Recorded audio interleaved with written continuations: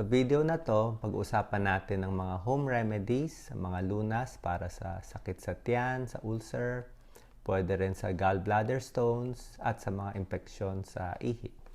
Okay, ito yung mga pangkaraniwang mga dahilan ng pananakit ng tiyan. Unahin natin yung mga sakit sa sikmura. Ito yung model ng stomach natin. Meron tinatawag na sakit na ulcer pag may gasgasto. Meron ding hyperacidity kung maraming acid dito. Meron ding GERD, gastroesophageal reflux disease. Yung asido umaakyat sa esophagus at mahapdi yung pakiramdam. Okay? Para malunasan to, merong mga gamot ang binibigay ang doktor. Pero para sa akin, sa experience ko, okay din yung mga home remedies. Tulad ng, maganda po iinom tayo ng mga 8 to 10 glasses of water araw-araw. Anong ginagawa ng tubig? Ang maganda sa tubig kasi pag iinom ka ng pakonti-konti, let's say, kalahating baso every hour, nahuhugasan niya yung mga asido sa tiyan. Yung mga acid na naaalis niya. Okay? So, ang tubig napakahalaga. Pakonti-konti lang. Pwede rin sa ulcer yung pagkain ng saging. Ang saging kasi meron siyang leucocyanidin. So, kalahating pirasong saging, siguro mga 3 times a day, pakonti-konti, natatapalan niya itong mga ulcer natin. So, parang gamot siya natatapalan. Pwede rin yung iba gusto crackers, yung iba gusto tinapay. Ang ibig lang sabihin, huwag tayong magpapagutom. Kasi nalilipasan tayo ng pagkain, kaya walang laman ng tiyan, kaya nagkaka-ulcer. Ngayon, kung laging kumakain tayo kahit tinapay o saging, pag laging may laman ng tiyan, mas kahit papano ay protected siya. So, yan ang mga gamutan natin sa ulcer at sakit sa sikmura. Pangalawa naman, may tinatawag na gallbladder stone. Ito yung atay natin, liver.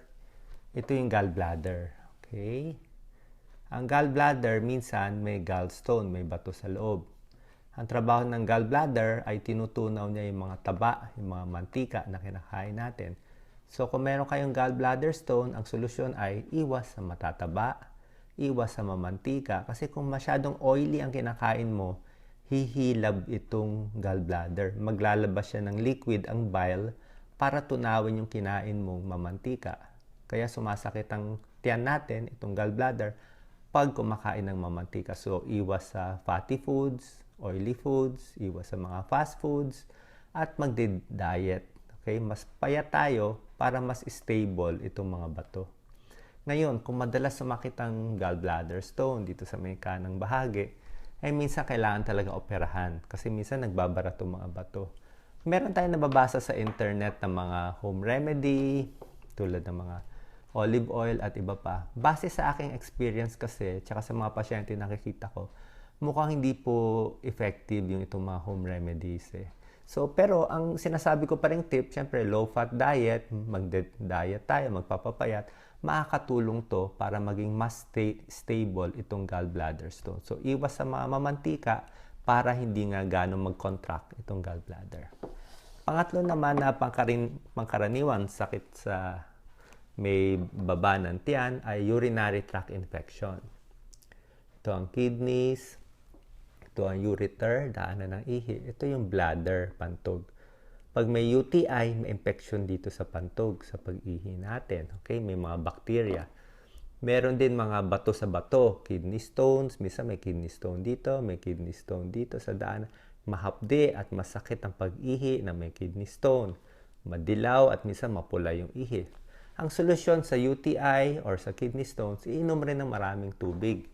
Mga 10 to 12 glasses of water in a day. Kasi gusto natin, pag maraming tubig, mahuhugasan niya Mahuhugasan niya yung infection dito sa pantog, lalabas yung bacteria, kahit yung bato, lalabas.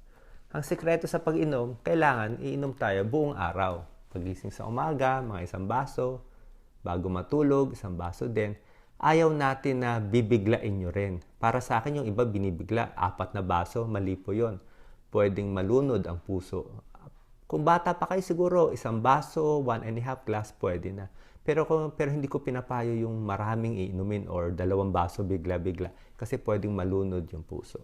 Itong payo ko po na 8 to 10 glasses of water in a day, maganda to sa pangkaraniwang tao, sa kabataan, sa healthy na tao. Pero kung meron kayong sakit sa puso, mahina ang puso, may heart failure kayo, o kung nagmamanas kayo, ay hindi pwede ganito karaming tubig. Baka 4 na baso lang sa isang araw. Pero generally, para maging healthy tayo, ay maganda po yung pag-inom ng tubig. Sana nakatulong tong video sa inyo. God bless po.